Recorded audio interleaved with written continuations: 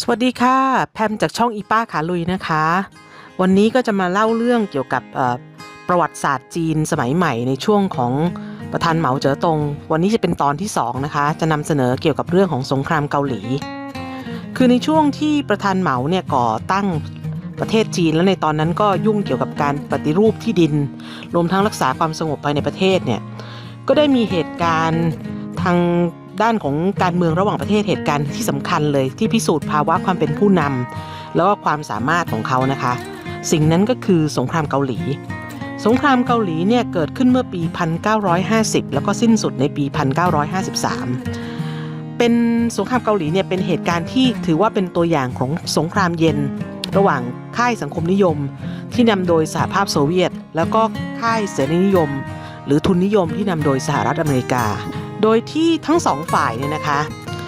ก็ต่างให้การสนับสนุนรัฐบาลท้องถิ่นของฝ่ายตนเองเพื่อจะทำสงครามแย่งชิงคาบสมุทรเกาหลีกันและสาเหตุสำคัญที่ประเทศจีนเนี่ยต้องเข้าร่วมสงครามเกาหลีก็เพราะว่ามีอยู่2ปัจจัยหลักนะคะก็คืออย่างแรกก็คือเป็นการประกาศจุดยืนของประเทศจีนในเวทีโลกว่าให้การสนับสนุนค่ายคอมมิวนิสต์ที่มีโซเวียตเป็นแกนนำแล้วก็ต่อต้านค่ายทุนนิยมที่มีสหรัฐอเมริกาเป็นแกนนำตามนโยบายการโน้มเอียงข้างหนึ่งหรือ leaning to one side นะคะที่ประธานเหมาเจ๋อตงเนี่ยเคยประกาศไว้เมื่อปี 1949 ตอนที่ไปเยือนสหภาพโซเวียตอีกประเด็นที่สำคัญก็คือว่าจีนเนี่ยมีความจำเป็นที่ต้องร่วมสงครามครั้งนี้เพื่อรักษาอธิปไตยของชาติตัวเองไว้นะคะเพราะว่าในตอนนั้นเนี่ยผู้นำกองทัพ UN ซึ่งเป็นทหารชาวอเมริกันนะคะคือนายพลแมคอาร์เธอร์เนี่ยเขาได้นำกองกำลังสหประชาชาติบุกยึดเกาหลีเหนือแล้วก็ยึดถึงกรุงเปียงยางแล้วก็มีทีท่าว่าจะโจมตีจีนต่อนะคะก็ทำให้จีนเนี่ยไม่สามารถที่จะนิ่งเฉยอยู่ได้ก็ต้องส่งทหารเข้าไปช่วยรบในเกาหลีนะคะเมื่อฟังมาถึงตอนนี้แล้วนะคะเพื่อนๆอาจจะสงสัยว่าอ้าวและในเมื่อมันเป็นสงครามเย็นระหว่างโซเวียตกับสหรัฐทำไมไม่ไปลบบ้านตัวเองมาลบที่เกาหลีทำไมเกาหลีไปเกี่ยวอะไรด้วยคำตอบอันนี้นะคะก็เนื่องมาจากว่าหลังจากที่สงครามโลกครั้งที่2มันสิ้นสุดลงเนี่ยนะคะประเทศในโลกนี้มันก็แบ่งออกเป็น2ค่ายใหญ่ๆก็คือ1ค่ายคอมมิวนิสต์มีสหภาพโซเวียตเป็นผู้นำ2ก็คือค่ายโลกเสรีทุนนิยมมีอเมริกาสหรัฐอเมริกาเป็นผู้นำนะคะโซเวียตเองเนี่ยเขามีอุดมการณ์ว่าเขาต้องการเผยแพร่ลัทธิคอมมิวนิสต์เนี่ยไปทั่วโลกแล้วก็ต้องการเปลี่ยนประเทศในโลกนี้โลกทั้งใบให้กลายเป็นคอมมิวนิสต์ในขณะที่อเมริกาเองที่เป็นผู้นำของโลกเสรีนะคะในตอนนั้นเองก็ขยายอิทธิพลไปทั่วโลกแล้วก็ไปมีผลประโยชน์ในประเทศต่างๆทั่วโลกโดยเฉพาะอย่างยิ่งนะคะในยุโรปตะวันตกค่ะอเมริกาเนี่ยเข้าไปมีบทบาทในด้านของเศรษฐกิจสังคมการเมืองในยุโรปตะวันตกมากเลยในขณะที่โซเวียตเองเนี่ยก็พยายามขยายอิทธิพลใช่ไหมคะทำการเปลี่ยนประเทศในยุโรปตะวันออกเกือบทั้งหมดให้กลายเป็นประเทศคอมมิวนิสต์หรือแม้กระทั่งจีนซึ่งมีประชากรมากอันดับต้นๆของโลกเนี่ยโซเวียตก็ให้การสนับสนุนจนกระทั่งกลายเป็นประเทศคอมมิวนิสต์ในที่สุดอเมริกาก็มองเห็นแล้วค่ะว่าถ้าขืนปล่อยอย่างนี้ต่อไปเนี่ยนะเกิดโซเวียตเนี่ยขยายอิทธิพลเข้าไปในยุโรปตะวันตกได้หรือขยายอิทธิพลไปทั่วโลกได้เนี่ยผลประโยชน์ของฉันที่มีตามที่ต่างๆก็หายไปหมดสิ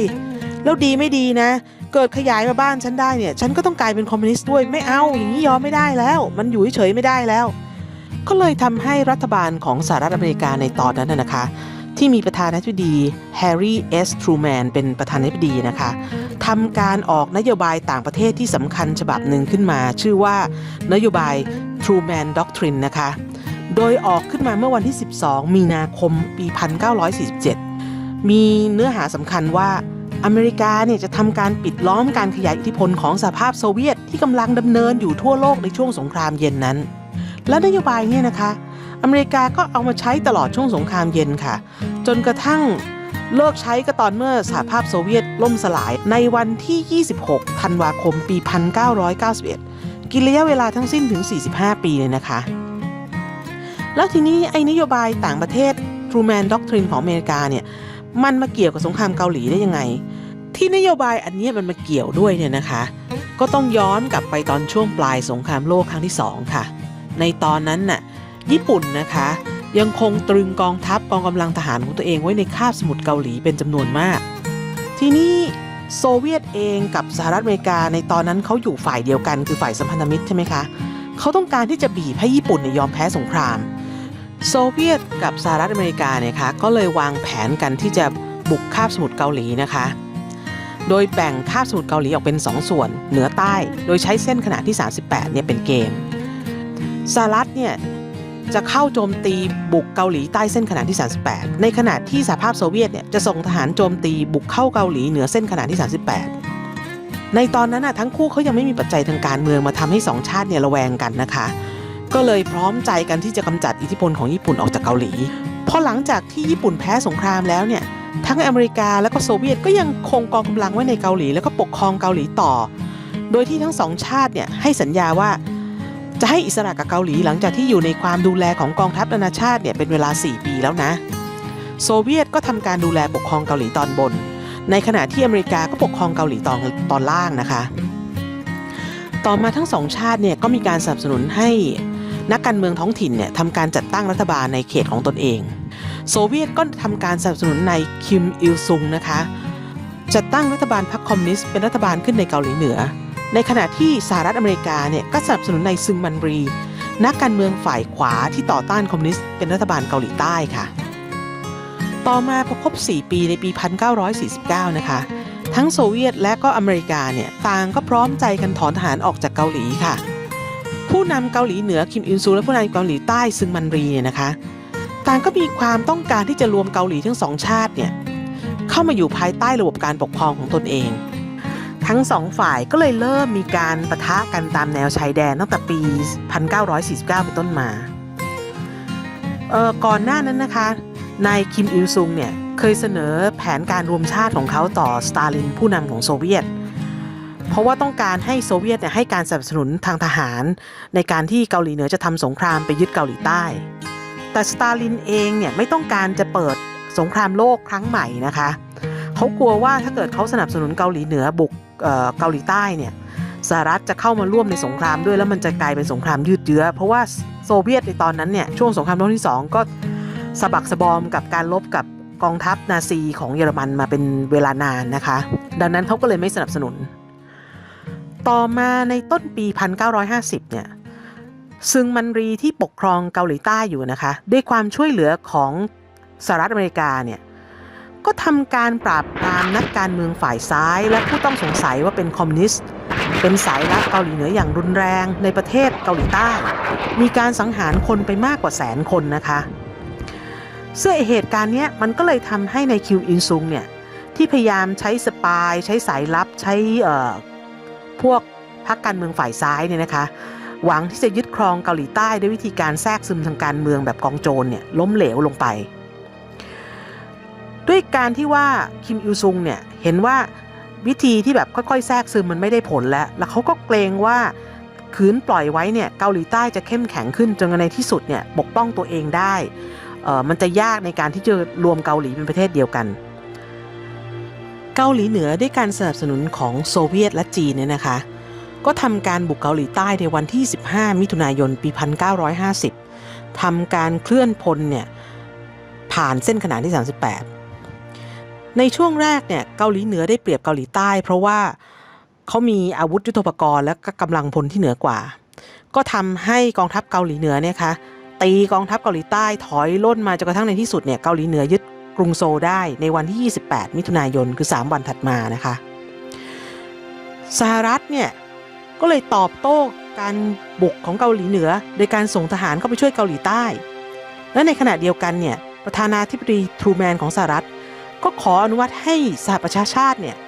ส่งกองกำลังของ UN นะคะกองกำลังสหประชาชาติเนี่ยไปช่วยเกาหลีใต้รบสาเหตุที่สหรัฐเนี่ยนะคะขอให้สหประชาชาติส่งกองกำลังทหารของสหประชาชาติหรือกองกำลัง UN เนี่ยเข้าไปช่วยรบในเกาหลีใต้ได้เนี่ยเนื่องมาจากว่าสหรัฐเนี่ยเป็นสมาชิกถาวรของคณะมนตรีความมั่นคงแห่งสหประชาชาติซึ่งชาติสมาชิกถาวรเนี่ยนะคะเขามีสิทธิ์ที่จะเรียกระดมพลจากชาติสมาชิกนะคะตั้งเป็นกองกำลังรักษาสันติภาพเพื่อที่จะไปช่วยรบในพื้นที่ต่างๆซึ่งไอชาติสมาชิกถาวรเนี่ยก็ประกอบด้วยโซเวียตสหรัฐจีนสหราชอาณาจักรและก็ฝรั่งเศสในตอนที่สหรัฐขอให้กองกำลังของ UN เนี่ยทำการช่วยรบเนี่ยนะคะจริงๆแล้วตอนนั้นเนี่ย โซเวียตเองเนี่ยก็สามารถใช้สิทธิ์ของความเป็นสมาชิกถาวรเนี่ยคัดค้านได้แต่เนื่องจากว่าตอนนั้นน่ะโซเวียตเนี่ยกำลังทำการประท้วง UN ค่ะเพราะว่าตอนนั้น UN เนี่ยดันไปให้การรับรองสาธารณรัฐจีนหรือจีนไต้หวันให้เข้าเป็นสมาชิกถาวรใน UN นะคะแต่โซเวียตต้องการที่จะหนุนหลังจีนแผ่นดินใหญ่ค่ะก็ทำให้งอนไม่เข้าร่วมประชุมสหรัฐก็เลยใช้โอกาสนี้ในการที่จะขอล็อบบี้ให้สหประชาชาติเนี่ยส่งทหารของ UN เข้าไปช่วยรบในเกาหลีใต้นะคะเมื่อ UN มีมตินะคะให้ส่งทหารเข้าไปช่วยรบในเกาหลีเนี่ยกองกำลังของ UN นะคะโดยมีสหรัฐเป็นผู้นำเนี่ยนะคะแล้วก็ผู้นำกองทัพของ UN ก็คือนายพลแม็กอาร์เธอร์นะคะก็ได้ส่งทหารเข้าไปเพื่อช่วยเกาหลีใต้รบกับเกาหลีเหนือ